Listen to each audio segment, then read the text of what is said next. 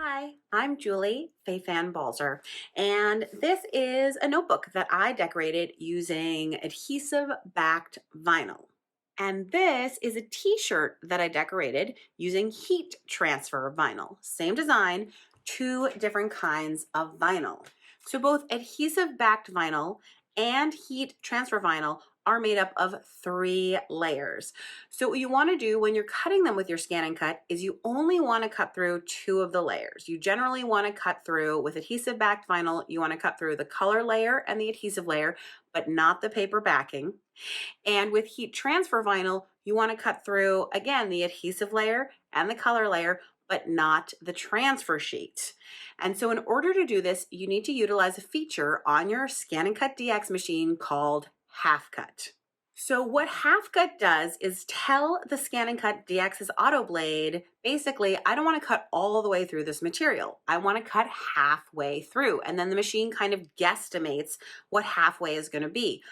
But if you do the math, half of 3 layers really only gets you halfway through the second layer, right? Because it's not like it's 4 layers, which would split evenly, right? It's 3 layers, which doesn't quite split evenly. So therefore, we often have to do a test cut in order to make sure that the automatic settings are correct. And if they're not, this allows us a really easy way to adjust those settings so that there's absolutely no wasted material. So in this video, I am going to take you through the test cutting process, the troubleshooting process, and how to go about doing a test cut when you want to cut vinyl with your ScanNCut DX. So as you can see here at my ScanNCut, I have my adhesive-backed vinyl on my mat. I'm using my vinyl blade, and I have my cut file chosen, and I have done a background scan so that I can see my vinyl scrap on the screen, and I was able to place my cut file so that it would cut properly. If you need help with background scanning, I do have a video about that.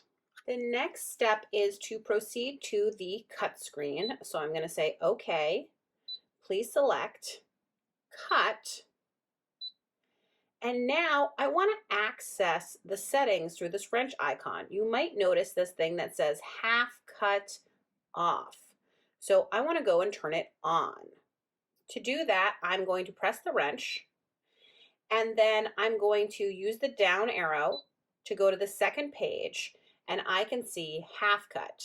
So I'm going to turn that on. Now, this is a very important thing. This says cut pressure half cut. It's set to auto by default, and if yours is not set to auto, it's easy enough to get back. You just wait, use the up and down keys until you get to that auto, no matter where you may be. And all default settings in the ScanNCut are in black so that you know where they are. So we're going to start at the auto setting where the auto blade is going to do all the work and see if that works. So I'm going to say, okay. So notice that now the half cut is on, which is exactly what we wanted to do. So now it's time to use the test button. When I click on text, I can see that this is the test cut, the thing that's in the red box. Now, to conserve my vinyl, I'm going to go ahead and grab it and drag it down to the corner of the vinyl. Now, if I hadn't already done a background scan, I could use this button right here to do it now at this point. If I don't want to use the default triangle shape, I can choose to use a square. I don't know what you would call this, sort of 2 lines that intersect in half a diamond, a circle. You can rotate the move. You can rotate, the triangle in a different direction. You can change the size of it. So you can really customize what your test cut looks like. I don't want to change any of it, so I'm going to go ahead and go back. And in case for some reason you can't grab the test cut or you need to put it in a teeny tiny little place, you can use these keys to sort of arrow it around. Again, if you really want to conserve your material or something like that. Okay, so I'm going to say okay. I usually leave it at all the defaults and don't mess around with it, but if you want to, that's available to you. When I press start, the only thing the machine is going to cut is that test cut. It's not going to cut the word gather for me. It's going to do the test cut and then stop. So let's see it. So first, the machine is going to read these marks that are at the top of the mat. Then it's going to go ahead and test the material and set itself to half cut. And there is my test cut. There are two things that I'm looking for this test cut. The first is if it just slides out really easily. So I have my hook tool. So this is the thing. It's coming out, but it's a little bit resistant, right? See how I crumpled that corner when I was trying to get it out? It doesn't sort of just like jump out. So even though it came out, because it didn't come out super easily, I'm going to adjust the settings. The other thing I want to make sure is that I didn't overcut. Did I cut through the paper backing? So one way to check if you've cut through the backing, if you see it, is just to sort of scratch, and if the it doesn't wiggle, it means that you didn't cut through it because it's not loose in any way. So let's adjust our settings. Because I had to pull a little extra hard on that, I'm going to say test again.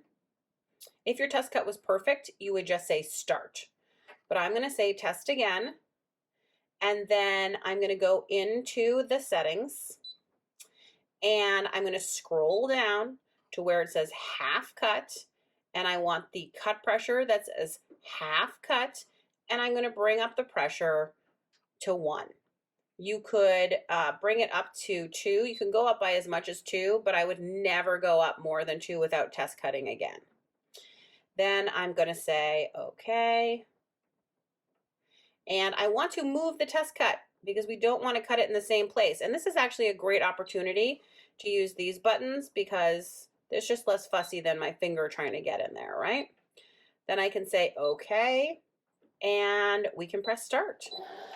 So the process is going to be the same, which is it's going to read those marks on the mat. Then the blade is going to set itself to half cut of this material, and then it's going to do my test cut and stop. So here is my second test cut. Let's see if this one slides out more easily. Again, I'm getting the hook tool in there. Yeah, it came out a little more easily. Notice how I didn't really wrinkle the corner, right? Because it came out a little more easily. I still didn't cut through the paper. Scratch, scratch, scratch. It's not wiggling. Sometimes I like to put it up even one more just to absolutely make sure that it's going to come out. So let's do that and see if we've gone too far. So we're going to say test again, hit the wrench, scroll down, raise the pressure by 1, say okay, move that little cut, up, up, up, up, up, up, up, up, up, up, up, and away, say okay, and press start. So let's see how we did with our third test cut. Let's see if it comes out. Oh yeah, that slid out really easily. Doesn't seem like I cut through the paper. So I'm going to say that this is right and that we are ready to cut.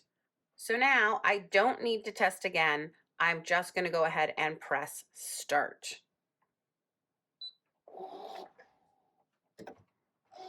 And now the machine will once again read the marks on the mat, then go ahead and test the material and set itself and cut. Now I know what you're saying. You're saying, Julie, I did not see any difference between any of those test cuts that you shared. And what I'll tell you is when you're feeling how easy or difficult it is to pull the test cut out, that's when you understand the difference between a test cut that you have to like tug at a little bit extra and a test cut that just slides out super easily. And the other thing is, once you do a couple test cuts, you really do understand what they feel like and what the difference is. So if you have a scrap of vinyl, grab it, do 25 test cuts at different levels so you can see what each kind of cut looks like and understand how far is too far and what's too shallow. So we're done cutting. I'm going to unload the mat. Of course, I did not cut through the paper, so everything comes off as one piece, and I'm ready to go ahead and weed my perfectly cut vinyl, all thanks to my test cut. The beauty of test cutting is that you just never have to worry about your settings. You can check them, double check them, and just get it exactly how you want it. Test cutting truly makes the process of cutting vinyl so simple so that you get fantastic results every single time. Thanks so much for watching. If you enjoyed this video, I hope you will subscribe to my YouTube channel. And of course, do check out the ScanNCut website at ScanNCut.com.